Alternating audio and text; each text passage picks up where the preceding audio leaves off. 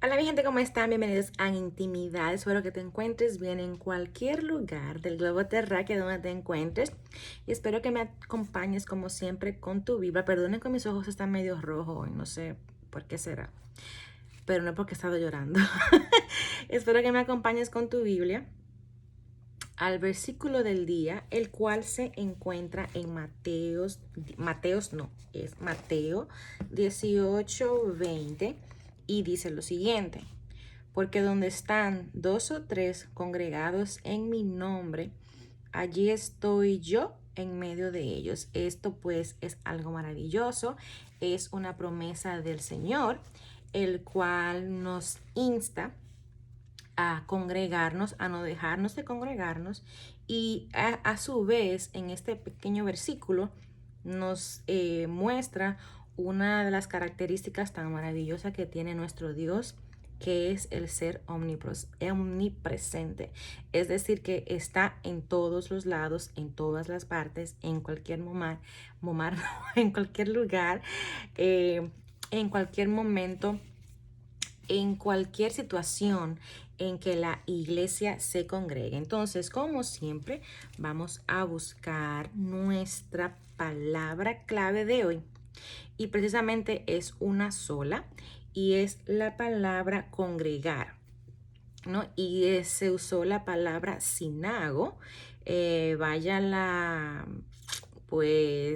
gran, bueno, casualidad, vamos a decir, que es la palabra sinago, ¿no? Se parece a la palabra sinagoga, que es prácticamente lo mismo. Entonces vamos a ver qué significa la palabra sinago, que es en el idioma griego, y pues significa juntar, atraer o colectar. Esa es la idea de cuando los pescadores no tiran la red y colectan los pescados. Pues esta es la idea de colectar, de unir, de atraer, de asamblarnos como iglesia, ¿no? De convocar a asamblea, ¿no? Que es realmente la vida del cuerpo de Cristo, que es la iglesia, ¿no? Que es el congregarnos, en estar unidos juntos como un solo cuerpo. O sea, es esta idea general de un hogar, ¿no? Porque la iglesia es un hogar donde los cristianos vamos y nos congregamos, y pues ahí no solamente escuchamos la palabra si somos ministrados,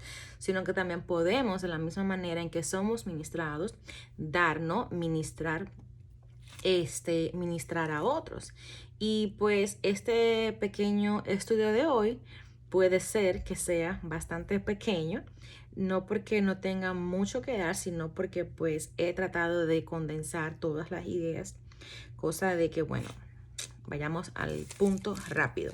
Entonces, acá, ¿qué está pasando acá? Acá básicamente está pues el Señor hablando de cómo se debe perdonar. Entonces, todo el contexto de este versículo, el Señor explica cómo se debe perdonar al hermano. Y precisamente pues habla de esta idea de sinagoga, de esta idea de iglesia, de esta idea de congregarnos, no solamente para adorar al Señor, porque también cuando obedecemos a Dios es una manera de adorar. Entonces, después de esto, Pedro pregunta que cuántas veces perdonaré a la persona que pues pecare contra mí. Y Pedro le dice hasta 7. Entonces Jesús le dice, no, hasta 7 veces, hasta 70 veces 7. Entonces, esa es la idea principal. La idea principal del versículo es de cómo perdonar. Entonces, ¿por qué Jesús dice donde hay dos o tres congregados en mi nombre? Pues sencillamente vamos a leer aquí pequeña explicación que nos da esta Biblia de estudio. Y dice que 10 varones judíos eran el número mínimo, ¿no? Para construir una sinagoga o sostener una asamblea de oración. Aunque los judíos creían que la presencia de Dios estaba con 2 o 3 personas que se reunieran para estudiar la Torah, es decir, la ley, la presencia prometida de Jesús Para disciplina significa aquí la misma presencia de Dios. O sea, en el Antiguo Testamento, la presencia de Dios era esta Shekinah, ¿no? Que se manifestaba en el tabernáculo y luego pues en el templo de Salomón. Es esta presencia divina de Dios en el medio de su pueblo, ¿no? Es Emmanuel, es Dios con nosotros y en medio de nosotros. Entonces es algo poderosísimo, es algo maravilloso ver cómo Dios siempre se ha interesado en, en nosotros y en resolver los asuntos que el pecado produce entre nosotros. Por eso es que es importante. Hay un proverbio que dice que hierro con hierro se aguza. Entonces, este congregarnos también nos ayuda a moldear nuestro carácter como cristiano. Entonces, he querido resumir algunas de las cosas, ¿no?, que hacemos al congregarnos y las escribí por aquí. ¿Dónde está mi nota? Acá. Las escribí por acá. Entonces, una de las cosas que hacemos al congregarnos es servirnos los unos a los otros. Los voy a mencionar y quizás luego lea unos cuantos versículos. Servirnos, la idea de servirnos está en Gálatas 5:13. La idea de honrarnos está en Filipenses 2:3. El motivarnos en Hebreo 3:13. En el orar los unos por los otros está en Santiago 5:16, Segunda de Crónicas 24 y Hechos 12:12. El instruirnos en Romanos 15:14 y el disciplinarnos en Primera de Corintios 5:4. El perdonar en Efesios 4:32, en ser testimonios en Hechos 14:27. El servirnos está en Esdras 3:1 y en Nehemías 8:1. En adorar tenemos en Mateo 18:20.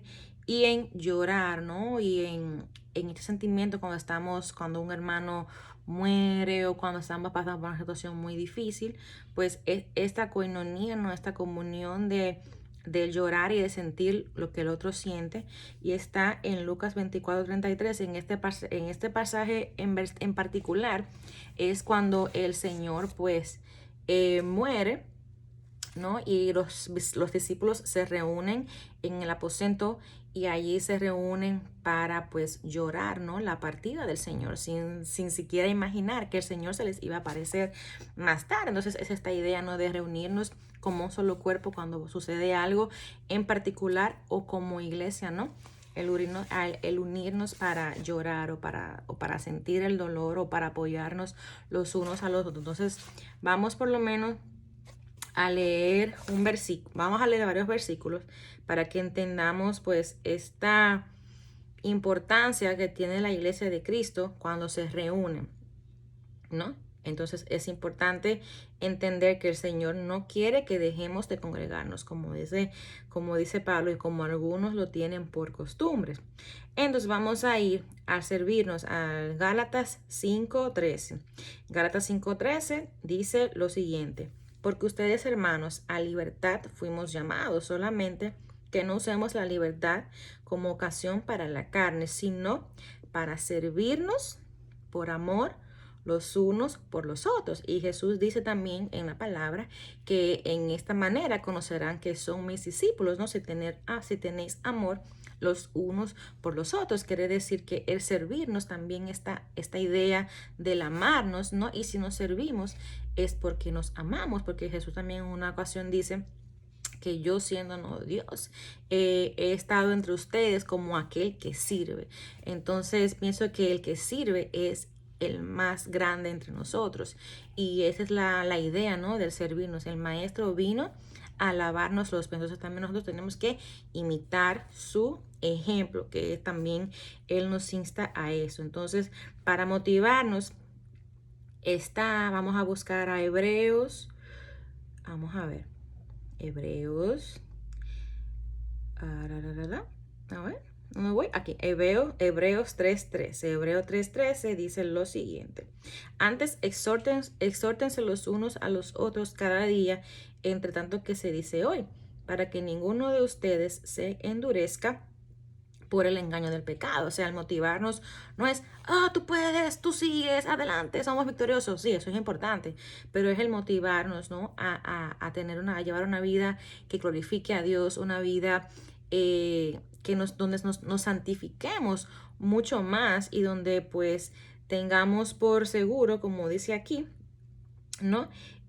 No endurecernos a raíz del pecado que pueda pues estar habitando como un estilo de vida. Sabemos que el pecado endurece. Mientras más tiempo pasa sin que nadie nos exhorte o sin que nadie nos llame la atención, este pecado nos va a endurecer y pues obviamente eso es parte del motivar a la iglesia a no necesariamente dejar de pecar, aunque sí es importante dejar de pecar, pero sino también a instruirnos pues a esto, a no apartarnos del Señor por la dureza que se puede acumular por la falta de confesión y pues por la falta de guía de otras personas al instruirnos a no hacer cosas que obviamente desagradan al Señor.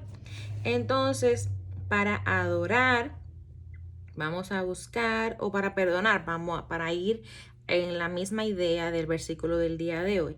Vamos a ir a Efesios, a ver, vamos a ir a Efesios 4:32. Efesios 4, y con esto terminamos. Efesios 4:32 dice lo siguiente. Ay, por aquí voy. Antes sed benignos unos con otros, misericordiosos, perdonándonos los unos a los otros, como Dios también nos perdonó a ustedes en Cristo. Entonces cerramos con este versículo que pues va de acuerdo con la idea principal del versículo del día, el cual vamos a volver a leer.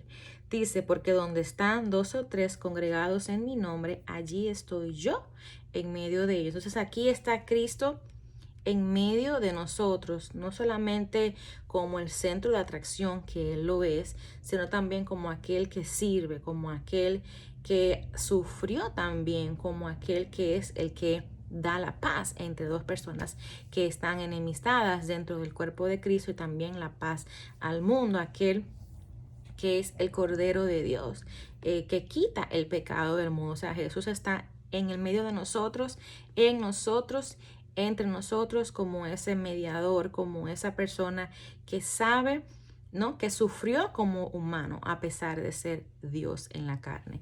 Así que en el día de hoy te insto a no dejar de congregarte en tu iglesia. Si tienes algo en contra de tu hermano, como dice Jesús, ve y busca a tu hermano y trata de reconciliarte con él, porque si te reconcilias con tu hermano, pues has ganado a ese hermano, y si no, obviamente puedes escalar la situación, ya sea con tu pastor, ya sea con tu mentor, ya sea con tu líder, pues para tratar de mediar esa situación y de que no crezca y esto se convierta una piedra de tropiezo en tu corazón. Y porque Dios realmente lo que quiere es tratar de que el pecado no se albergue en nuestro corazón ni en el corazón de la persona a quien hemos causado dolor o que nos han causado dolor. Eso definitivamente es una exhortación a la confesión, a la reconciliación y al perdón. Entonces yo sin más me voy a despedir. Espero que medites en esa palabra que el Señor te ha regalado en este día y que pues, por supuesto pienses en aquel que realmente te puede perdonar de todo pecado con tal de que tú tengas vida eterna, y se llama Jesucristo. Jesucristo murió en tu lugar para proveerte para proveerte, perdón, el perdón que Dios te da por medio de su sangre preciosa. Así que te invito a que medites en que realmente necesitas reconciliarte con el Señor, necesitas pedir perdón, y este perdón te dará la vida eterna y una paz que sobrepasa todo entendimiento. Así que en el nombre de Jesucristo, te pido que por favor te reconcilies con el Señor. Yo sin más me voy a despedir. Chaito. Bye.